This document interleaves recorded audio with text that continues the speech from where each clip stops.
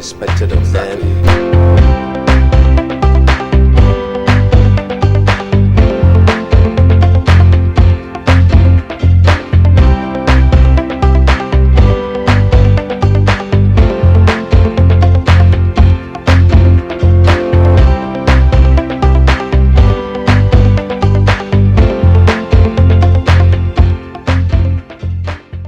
Thank you so much for joining us. It's another episode of Your Viewpoint. Welcome, good afternoon. I am Rotimi, Akintunde. This program is sponsored by Integrated Communication Services situated at Yaba, Lagos, and it's designed to encourage moral values in our society and see how we can provide possible solutions to ensure that our country, our society gets better. Today we're talking about something very important that concerns you and I. We're talking about cyber crime, cyber attacks, whatever it is you want to call it. The rise of cyber attacks in Nigeria has, of course, led to many issues. And, of course, it's one of those things we have decided to talk about today. According to the NCC, that's Nigeria's Communication Commission, about $500 million, that's the amount Nigeria is said to be losing yearly as a result of cyber attacks. So today, our talking point is about how to combat cyber attacks in our society. What can be done? To what extent has it affected us as a nation, as a people? And what are the measures we need to take as fast as possible to ensure that we have a cyber crime-free society? I'm not doing this alone. I have a guest in the studio. He's an expert, a cyber security expert. That's Temitope, Odunsi. Thank you so much for joining us. Thanks for having me. All right. Of course, you are aware of what is happening when we talk about cyber issues, cyber attacks, but then we have some persons who do not know what it means, because the word cyber attacks sounds like it's something so big, especially the word cyber. If you're not familiar with that word, you might not be able to get what it means in the real sense. What exactly would you regard as cyber attacks or cyber crime, as the case may be? Thank you once again. Cyber crime, we can say it is crime committed or crime activities committed with the use of computers, mobile phones, internet, information technology, and so on. So Okay, so we will take it from there. Today, you see a lot of people complain of illegal access, to their social platforms, their website. In fact, there was a time, a particular organization, in fact, in different reports, whereby a whole organization is held to ransom, and they cannot just do anything. At that point, what happens? How do they get, to holding an organization? In fact, in some cases, we've heard about some governments, that are affected, or maybe a particular institution, the website is, and you hear, the website has been hijacked. Is that part of cyber crime? yeah, it is. Those are actually, we refer to those as cyber attacks. Okay. Now, but before I respond to that, I'd like us to really understand some of the types of cyber attacks that we have. Great. The first one I want us to look at is the one that is called phishing attacks. Now, the phishing attack... That phishing is PHISHING.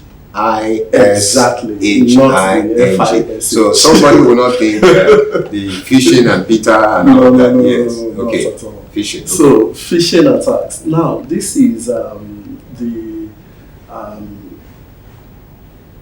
type of crime done in such a way that the perpetrators, what they do is they send you an email pretending to be someone who they are not. They could send an email impersonating a government body. They could send an email impersonating someone else. They could send an email impersonating even businesses, different corporations, with the main aim of getting some vital details, information from you, and as soon as they get that information from you, they'll be able to use the information against the victim. That is phishing. You see that happening a lot where you receive an email saying that, oh, this, with the content of the email, you would think, say for instance, any of the banks we have around, say it could be XYZ Bank PLC. Great. And then you get an email saying, oh, this is the message from your bank XYZ PLC. Click on this link, log in with your mobile banking app so that we can resolve a certain issue for you. And at the end of the day, on clicking on that link, they would have done beforehand, they would have done what we call website cloning. Now, they build a website that looks very, very similar to this website of the XYZ PLC. And then instead of XYZ, because you know the domain name has to be one. Domain names are unique. Now, it's just unfortunate that a lot of victims, people that have fallen victim of this, they do not double check the domain name on the URL they are trying to access. The URL is that long name that you see in the address bar of your web browser. So, on clicking on that, instead of xyzplc.com, you can see XYQ. There would always be something to differentiate it from the main domain name. But on getting to the website, you will see something that looks so similar to the main website. And all you just need to do to be a victim is punch in your username, details, your password, and you get it to your mobile banking platform, and then that is it. Okay, now a lot of that happened, truly. Yes. You wanted to add something? Yeah, I was actually going to talk about others also. And that is just one, which is phishing. There's one other one we call DDoS. DDoS, distributed denial of service. Distributed denial of service. This is done, the way they do this is that they try to load the websites that they are trying to attack, the victim's website. They load it with a lot of traffic. They load it with a lot of traffic, so much so that even the web server that is controlling that website would not be able to handle. And as soon as the traffic becomes too much for the web server that is driving that website, as soon as that web server becomes overwhelmed, you know, everything goes into hanging, and then from there they can bring down the websites, and then with that they can also replace with another front page. Maybe like that, creating another website. They replace it with a front page. Maybe something like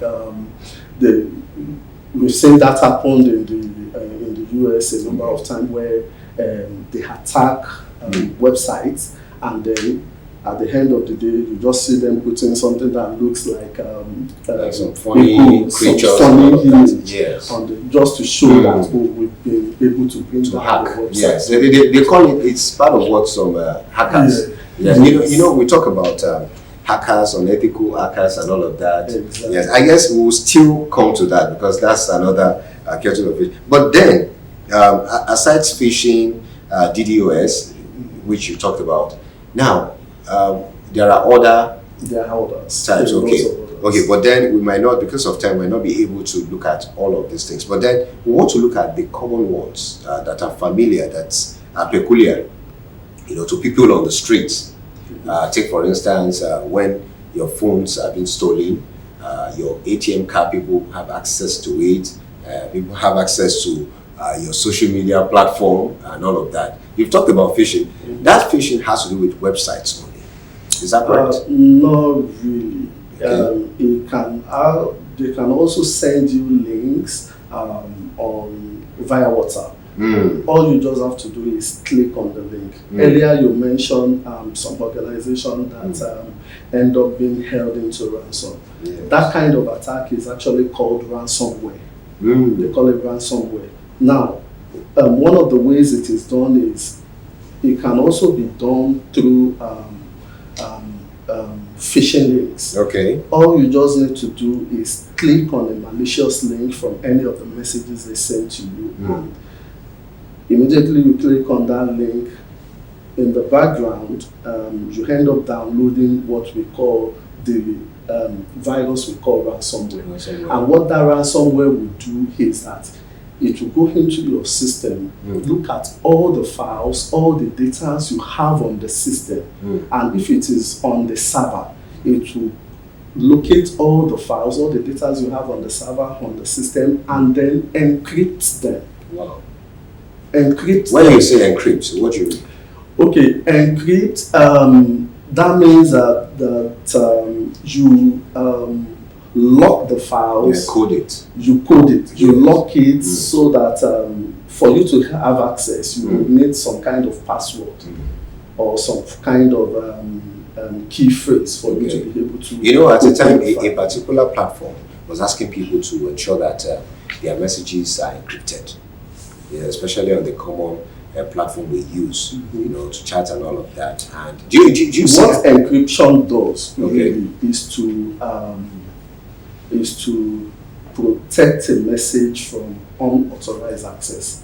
Take for instance WhatsApp. Okay. When you download WhatsApp and you're trying to send a message to somebody, oftentimes you get this message that says, oh, your message between you and this person you're trying to send a message to is now encrypted. Encrypted, yes. Now, for me to break it down, what that simply means is more like we want to send a message from me to you, Yes. and we don't want anybody to be able to gain access to that Yes, message, okay. or for anybody to be able to tap into the message. Mm. So is encryption, what encryption does is more like creating a pipe between you and me. You know, Okay. when you put in water from here, Yes.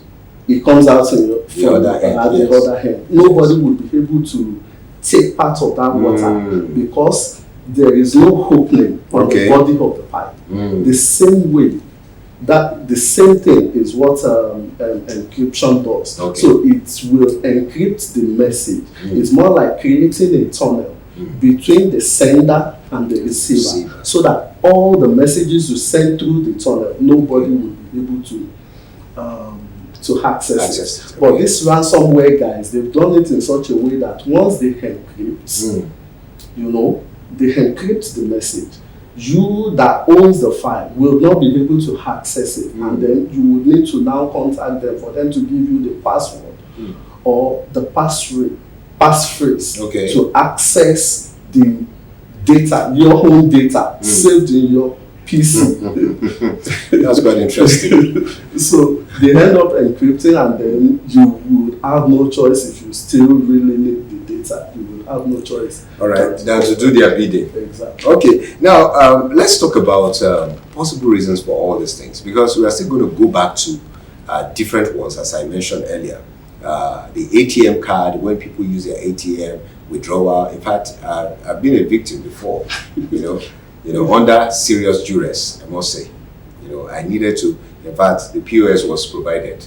The POS I did not ask for. The POS, and it was withdrawn immediately. The interesting thing is that I went to the bank to find out exactly who owns the POS. Did you know they gave no account of that?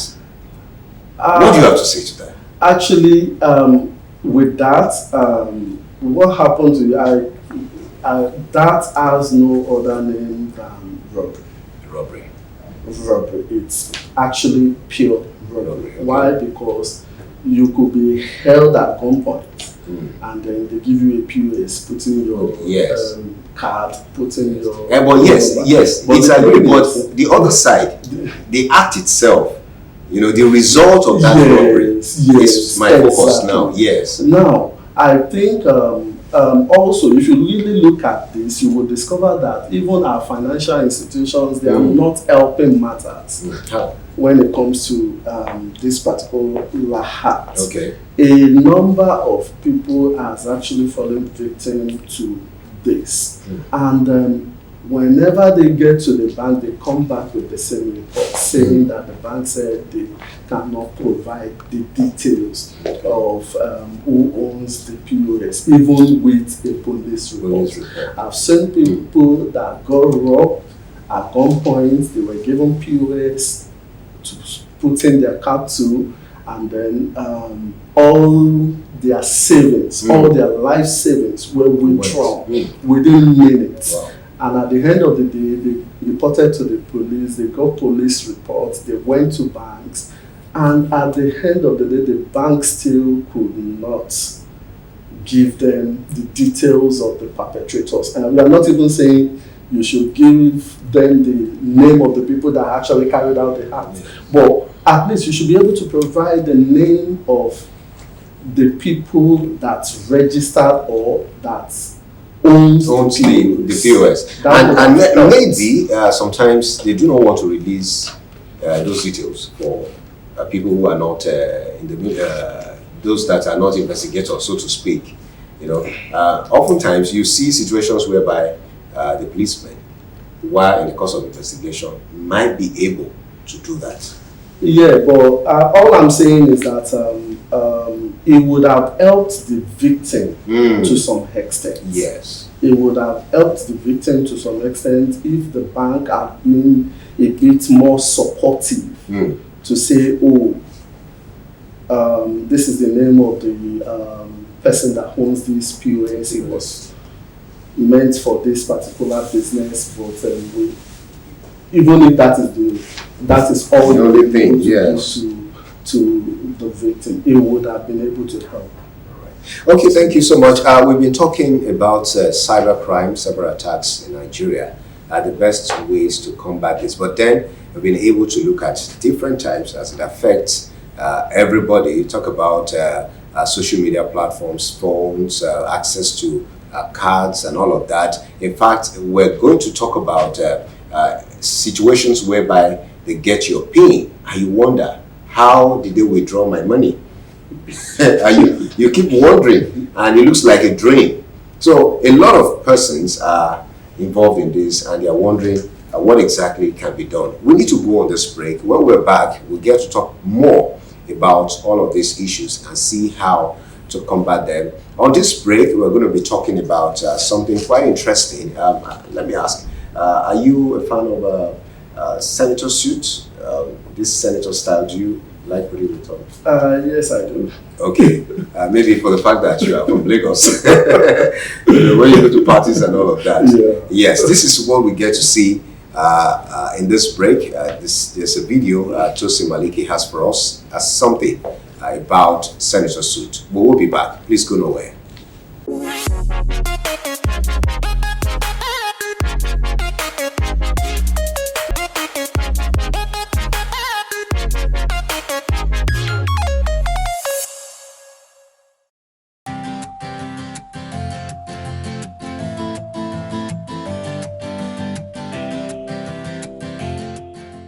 Did you know that it is difficult to talk about men's fashion in Africa today without mentioning the popular senator styles?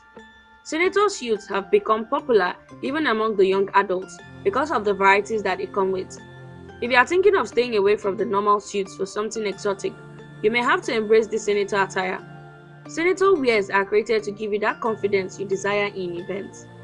These days, we see everyone, including women, rock these cute attires. When it comes to looking formal and still traditional, you need senator wears to make that impression. There are many styles that you can accommodate in senator outfits, whether you want to look shouting or quiet. When it comes to the colors, senator wears will fulfill your dream. For couples or even family members, they can make use of these attires for events, family gatherings, and even religious events. Senator suits are created to give the wearer that opulent feeling that can only be gotten from a rich traditional outfit. Senator design is a versatile piece that may be worn to a classic white wedding, formal occasion, or even religious occasions. Fitted pants are worn with a shirt that can be short or long-sleeved and has different designs on different portions of the garment. Senator suit styles can also be elaborate with a jacket-like appearance. Designers are working hard to create beautiful designs using appealing colors like white, black, blue, and other chilly hues. Because of the cool clothes used, this costume is excellent for any weather conditions. Material for men senators might be basic, plain, and patterned, or created with cool stripes. This style has a variety of designs applied to it to make it more attractive, including but not limited to designing it with patches of various colors utilizing decorative stitching and in some cases embroidery designs. Here are some of the latest senator styles for men: polished look, striped senator design, print and mix and match pattern senator style, bright pocket square contrast style, sleek checkers pattern design, clean cut style, pocket square design. Senator designs are usually made of suit material because it is glossy and appealing, but designers have also utilized other materials like Ankara.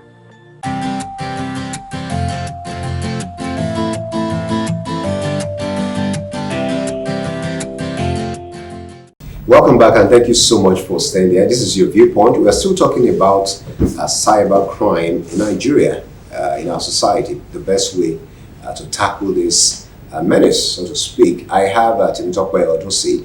I'm still speaking with him on this issue on cyber crime. He's a cyber security expert. Remember, you can be a part of this conversation. You can send your contributions, your comments, your questions to our social media platforms. That's Facebook, Instagram, and Twitter. The handle is at @your_viewpoint. Of course, we're willing to attend to those messages. Now, let's quickly look at the basic reasons. But before we look at that, I want you to talk about the ATM access to pins. Access to pins. How do people, how do these people in question get access to your pin? I know you've talked about phones. Have you talked about, phones? Okay, you are going to talk about that. But before the program started, we had a little discussion on phones, that if they have access to your phones, and that might just give them. What do you have to say? Okay, talking about ATM the way cards. ATM card, the way that happens is sometimes you might be at home, you might even happen to be with your card physically, and then all of a sudden you start getting alerts. Somebody making withdrawals from your account, or somebody making purchase with your card. The way that is done is this. Okay. Now, for anybody to be able to make withdrawals from your card, it means they must have gotten access to your card, and also they must have at one time or the other been able to get your PIN numbers. Now, the way they get this information is this. Oftentimes, there's something we call skimming devices. Okay. Now, if you go to some ATMs, you would see some plastic covering the keypad of the ATM card. Yes. Those plastic covering, what they are meant for is to protect you, to guide the keyboard in such a way that when you are pressing in the keys, or your PIN numbers, nobody will be able to see what you're typing on the keyboard. But it is just unfortunate that these guys has grown so sophisticated to the extent that they manufacture what we call skimming devices. They make it look just like that thing that is meant to protect you when you are putting in your PIN on the ATM machine. And what they do is they cover the main ATM machine with that thing. Now, that thing itself has its own keypad, has its own battery, and also it has, some of them have a memory card, some would have SIM cards to transmit. Now, what they do is, as you are pressing, once you press or you punch in your PIN numbers, that skimming device takes in the PIN. Okay. Your PIN number takes it and transmits it to a server that must have been registered with that skimming device. And then the device also has something that will scan the black stripe at the back of your ATM card. So as soon as that is done, all the details of your card gets recorded alongside the PIN number you are earlier punching, and then it is transmitted. Now the question is, how do you know the fake? Now, the way you do know the fake is whenever you see that covering on any ATM machine, Okay. shake it, because some of them are actually they're actually original. Okay. They actually came with the ATM. So the way you know the one that the scammers has installed is for you to pull it, shake it before you even slot in your card. Sometimes you might be surprised that when you shake it a bit, that thing will just come off. Wow. And once you see anyone that comes off, look under it, you will see the keypad. You will see that the keypad on that thing is different from the keypad of the main ATM machine. And then you will see a flat battery. Okay. You can actually go, people can actually go, it's something you can do. You can do a little search by yourself. Go online, type in skimming devices on Google, and then you will see the pictures. Wow. Now that's quite revealing, I must say.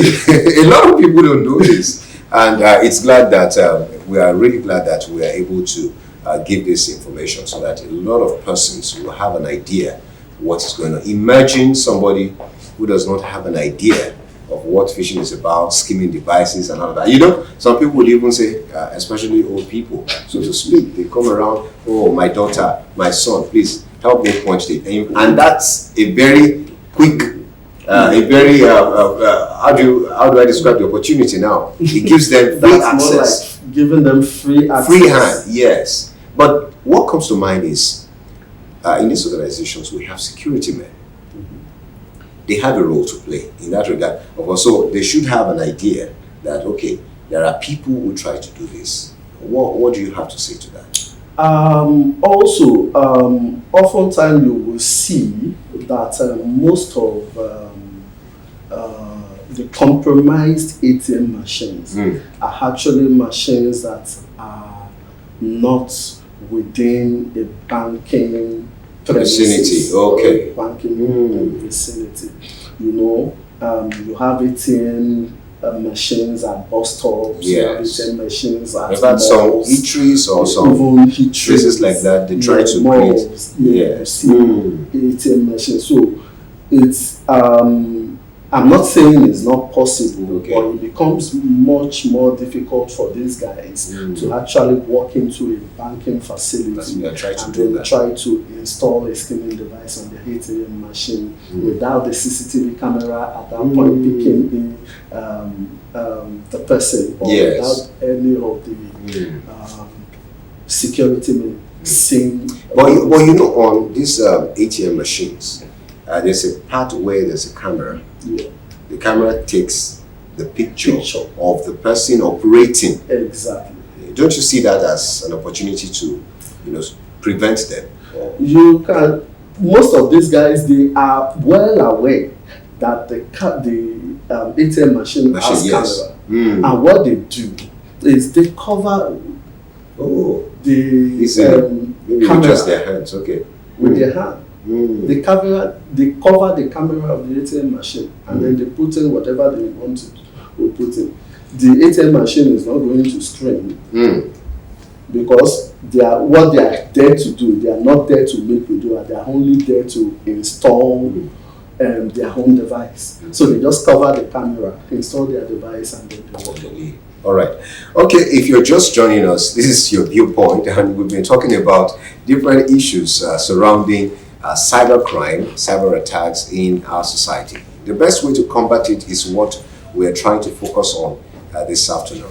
But whatever it is, if you have not been able to start this program with us, you can of course catch up on YouTube all you need to do is to type at your underscore viewpoint. You'll be able to access all our episodes. We talk about a number of things, different issues surrounding that has to do with our development. Now, let's quickly look at the possible causes of all of these things. Why is this happening, and why is it on the rise?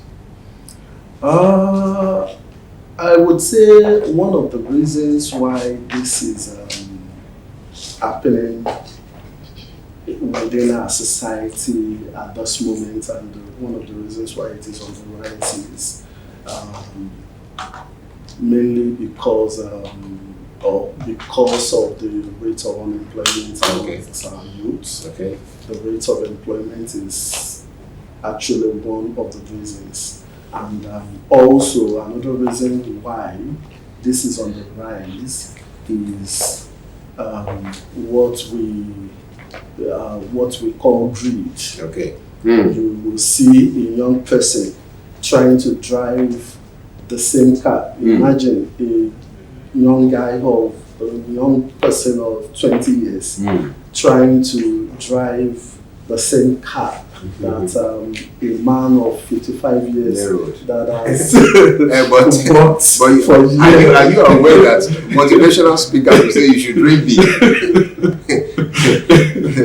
What about that? Yeah, do you think that's the reason they want the motivational speakers are? Yes, that you should dream big, achieve big, and all of that. Yeah, they are telling you to dream big. Yes. It means you should dream big. Yeah. You should work hard also. Now, I think what most of these motivational speakers also fail to tell these young people is that wealth accumulation does not happen overnight. Wow. It doesn't happen overnight. You need to do your best, work hard, and then go after it. Now, you remember we had this COVID-19 lockdown, pandemic, and all of that. Some people have said it is a reason this cyber attacks, crime is on the rise. What do you have to say to that? I believe to some extent, yes, I may want to agree with them. Why? Because during the COVID-19 pandemic, there was lockdown. A lot of people lost their job during that period, and they need to feed. They have family to feed. A lot of young people that are meant to go out on a daily to earn or to make something for themselves that they to live on, they were unable to do so, and because of this, they had to, look for alternatives. And also another reasons why I may want to agree with that was because during the COVID-19 period, a lot of businesses had to take their business, a lot of companies had to take their businesses online. So payment is online. Payment is online. Everything Yeah. has to be done online. Okay. And then these guys also, they are smart guys. They also sit down and say, okay, there must have been something that these people, while they were designing their work from home program, there must have been something they omitted. And that is actually what they are going to try to work on. The areas that you didn't take into consideration while designing your work from home program. So all right. Just look at that area and then see what. And take advantage of it. Now, we must also consider people that are not. You see, some people when they talk about information technology, computer-related issues like this, they say, "Oh, look, I'm not an internet person, or I'm not a computer person, or and all of that." What do you have to say to people like this? Because at this time, it looks like the world is becoming digitalized. Or maybe we should say it's digitalized already. So what should people like this do? Because to a large extent, look at the first issue, cyber issue we talked about, that's phishing, whereby you need to notice what you have on that bar. The bar, the address bar, so to speak, yes. Most people don't notice that. You just pick up their phones, okay, this thing looks like, it looks like my bank company, my bank website, they click, In fact, recently somebody told me a number of downloads coming, on her WhatsApp, and if she's not careful, she would have pressed one of those downloads and everything would just go like that. Then in some cases, because we also need to talk about fraud, how fraud is committed, but that's another kettle of fish. You see some people, you talked about greed the other time, and you see a number of persons offering. In fact, that has become so rampant. They send you a message, somebody you don't even know will send you a message that, look, oh, I have a deal for you. And the deal, you would get, I will get 30%, you get 70%, and you begin to wonder, what's the deal about? I don't even know. Before you know what's happening, people get involved. Now, what do you think can be done? Because when we say it's as a result of unemployment, we have some other young people and other adults that are engaging themselves. Do you really think it's about unemployment? It might not be mainly about unemployment, but unemployment is part of it. Okay. Actually, now talking about what can be done, we all have a role to play as a business.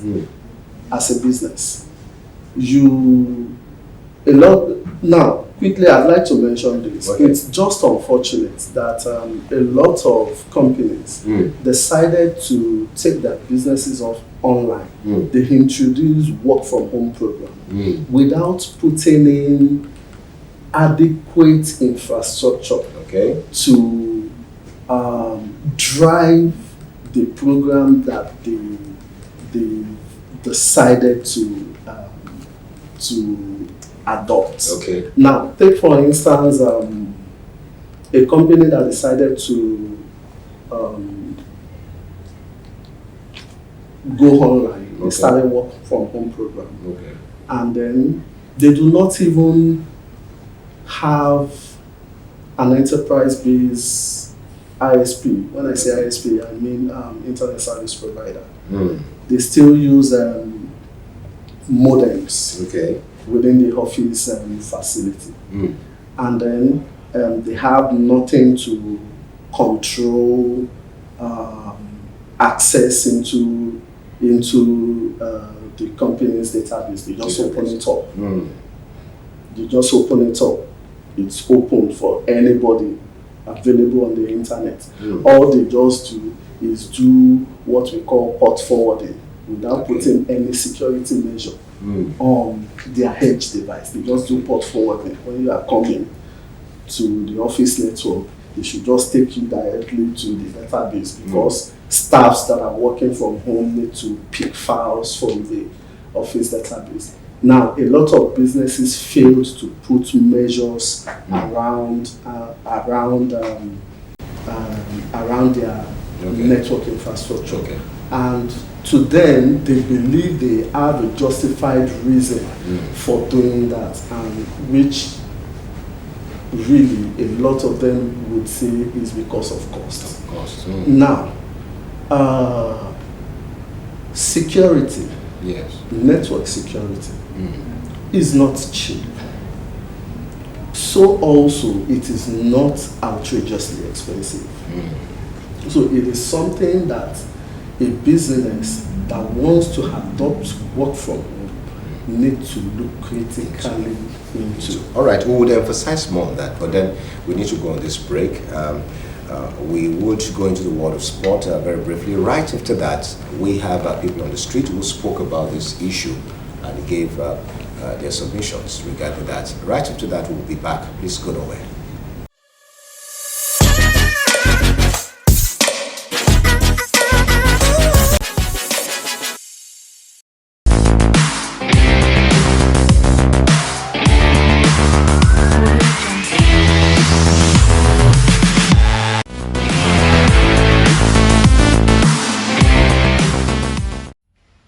Golf is one sport that is slowly creeping into the hearts and minds of Nigerians. Golf is played on a large open-air course with the aim of using the fewest possible strokes to win the course. Here are the top 5 places to go golfing in Nigeria. Smoking Hills Golf Resort. Smoking Hills is located on the outskirts of Akure in Ondo State. The resort has a standard 18-hole golf course of 140 acres with international standard facilities, including a private area and driving range. It is presently the biggest golf course in Nigeria and has huge plans for the future. At Smoky Hills, you can meet with friends, relax, eat, explore nature or golf. IBB International Golf and Country Club. IBB is located on Asu Drive in Abuja, close to the Presidential Villa. It is a tourist attraction with one of the most beautiful parkland coasties in sub-Saharan Africa. It occupies about 249 acres of land. It has facilities including a clubhouse, bar, restaurants, and a driving range. You can visit the resort to watch animals like crocodiles and monkeys in their natural habitat, relax, or just play golf. Le Méridien Ibom Golf Resort. Le Méridien Ibom is located in Uyo, Nigeria, and sits at the top of a rich palm forest vegetation in the capital city of Akwa Ibom State. It has a world-class 18-hole golf course. It is some minutes from the Akwa Ibom airport. It has a world-class on-site restaurant that serves continental dishes and kids menu, and an on-site bar, free Wi-Fi and private parking. It also offers additional services on request, 24 hours front desk, airport pickup service and conference facility. Ikoyi Club. Ikoyi Club is located in Ikoyi, Lagos. It is a private member family club and it occupies about 456 acres of land and provides first-class facilities for about 10,000 members. Here you are offered training exercise of the rules and etiquette of golf to aspiring and existing golfers.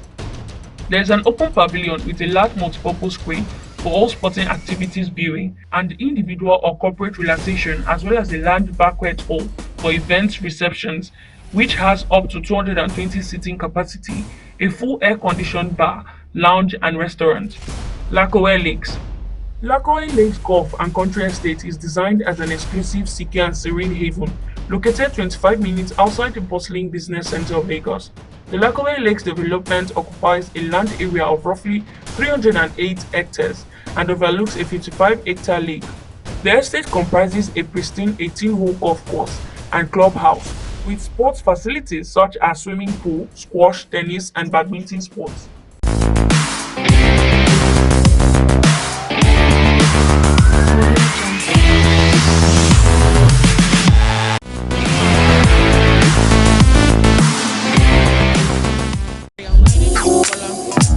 My name is Virginia every summer. Oh, I don't know, but one thing that I see is that the society that we have, we celebrate results. When I mean results is that we don't even know how the person come about the success. All we see is that, oh, he's a young guy, he's a young girl, she's doing well. In fact, you see so devastating, that so disheartening, that you see some parents even comparing their children that, you did not see so person, she's doing well. We don't even want to know how this person came about, the success.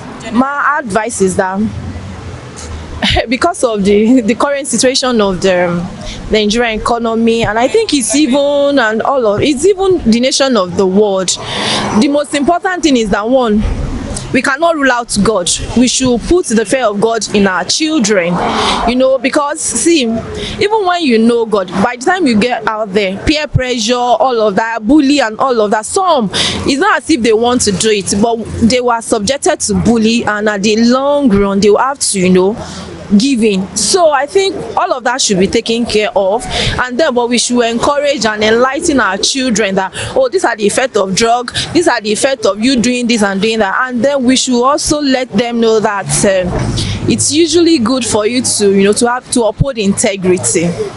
I think that's the most important thing, integrity, because for me I feel it's just lack of integrity and the way we celebrate success in our society without knowing what that person has done. So it's just that the society is so bad, the institutions in the society, they are bad to the extent that anything goes.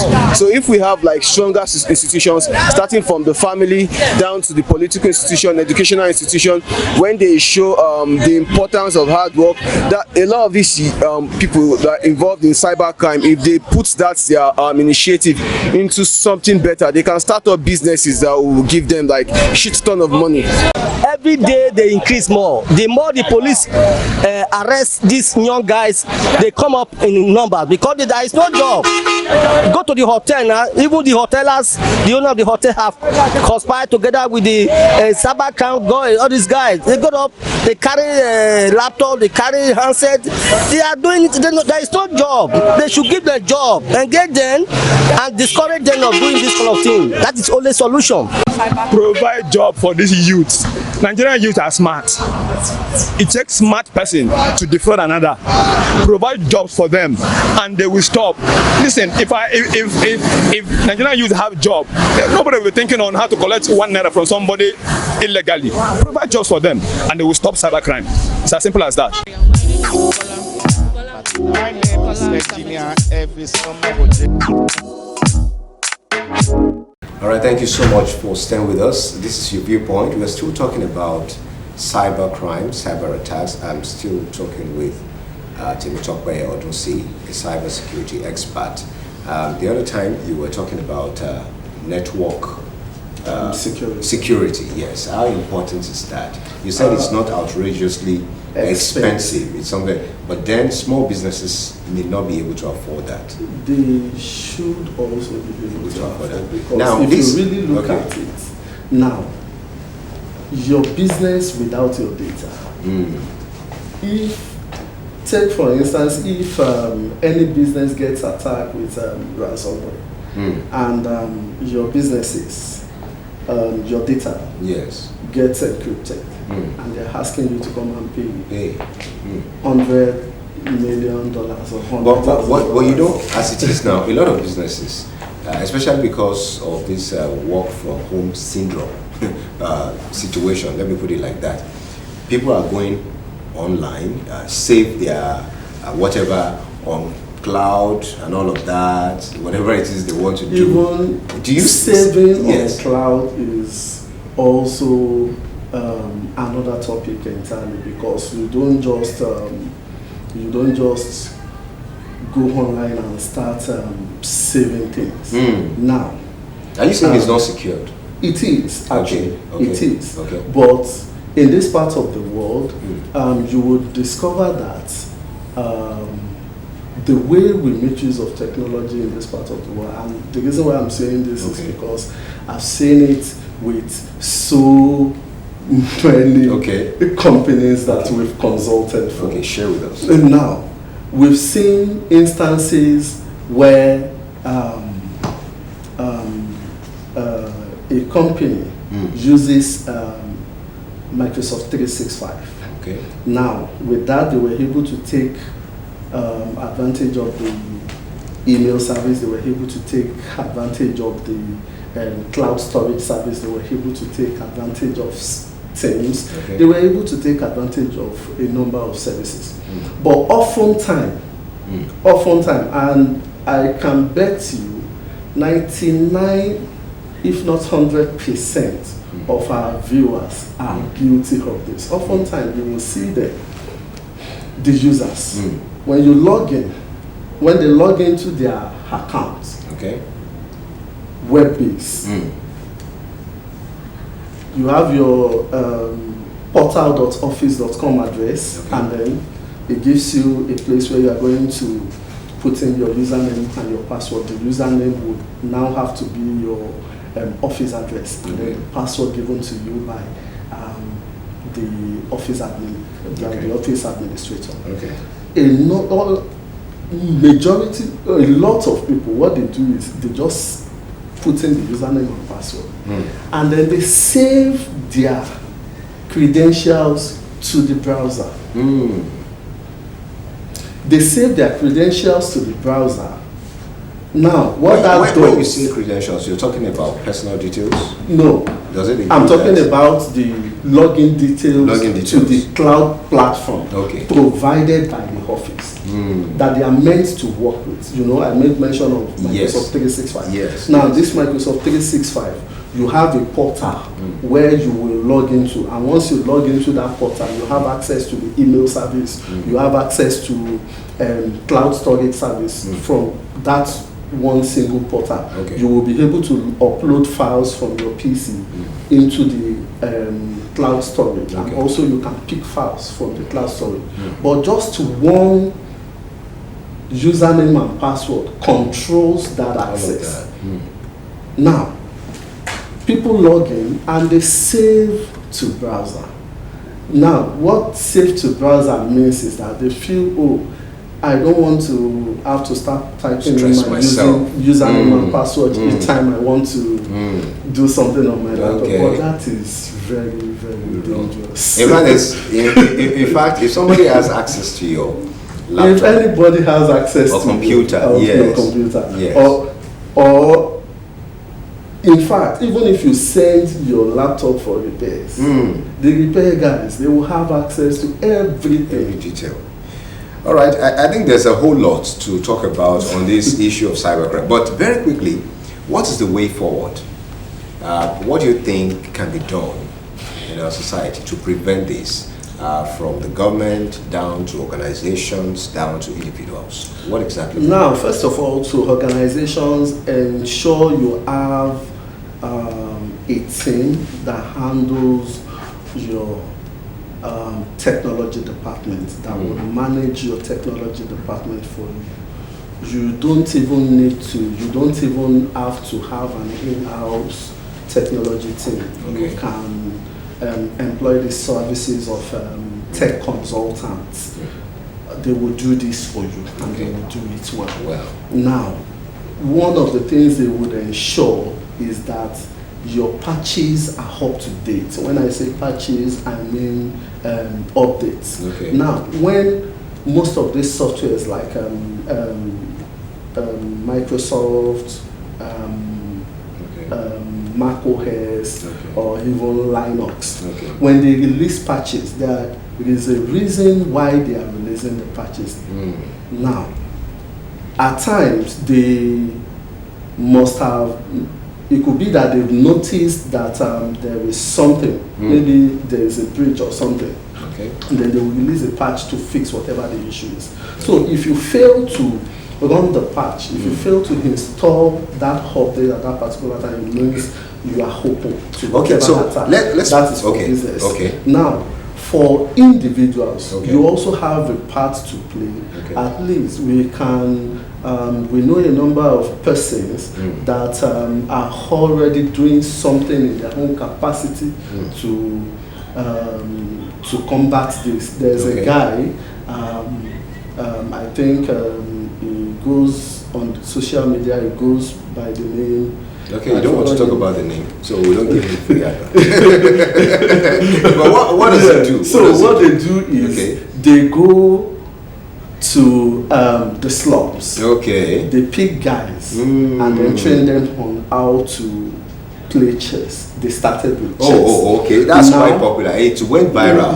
Yes. Now they've taken it a step further. They now teach these guys how to code. Meaning that once they are done with that program, they may be able to get jobs. Also, on our home part, also we have something similar that we also run, that we are also doing. Also, I would want to say that the government also can do something to really help the youth, and also to encourage them not to go into fraud.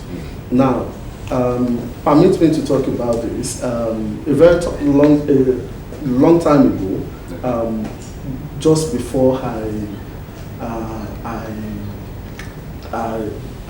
went into tech, I was actually trying to learn how to make use of the computer. I hope it's a short story. We have 3 seconds to go. I was trying to learn how to make use of the computer, but the long and short of the story was that somebody that was trying to contest for a public office, Yes. came out with a program to say, oh, he wants to train people how to use the computer system and things like that. That was during the time where Lagos State just made that decision that all Lagos State staff must go and learn how to make use of the computer. So somebody brought the form, gave me the form. I took the form. I was able to finish the program, and since then we're here today. Also, the government can also do something in that line. You can create centers, take people off the streets, and then also these guys, they also need to know that there are legitimate ways for them to make money online. They don't remember I talked about ethical hackers, Yes. professional hackers. Exactly. Yes, and I want to believe that is legal. It is Yes. legal. All right, we get to talk about more of this, but then quickly, just one or two messages from viewers. This is Gospel OBE from Tejo Show. In my opinion, cybercrime is growing day by day as a result of unemployment. See the country today, no job for the youth. Even entrepreneurs are fighting to keep their businesses afloat. This from Folari Maxwell. Butemeta says, well, Nigerians need to be alert, particularly when using the internet, because that's the platform in which they operate from. In order to avoid being a victim, do not divulge important information such as bank account details, SIM card information, so that it won't be used against you. Dotun Fabi, he says, cybercrime today in Nigeria is popularly known as Yahoo Yahoo. In quote, and now these scammers have gone a step further to add fetish or diabolical means in extorting money from people, as they now call it Yahoo Plus. Do you believe fetish substances can also aid cybercrime? Yes. Oh, really? Yes. Oh, maybe as an African man, you would believe that. All right, this is where we get to wrap up the show. Thank you so much for coming on the show. Thank you so much for coming on the show. All right, be sure to join us same time, same station next week. We'll be back again. Your Viewpoint is on our social media handles. You can find it on YouTube. That's at your_viewpoint to see other programs we have aired, and that you have the opportunity to send in your comments or contribution. Thank you so much for staying with us. This is Your Viewpoint. It returns next week by God's grace. I am Rotimi. Akintunde. Do have a wonderful time.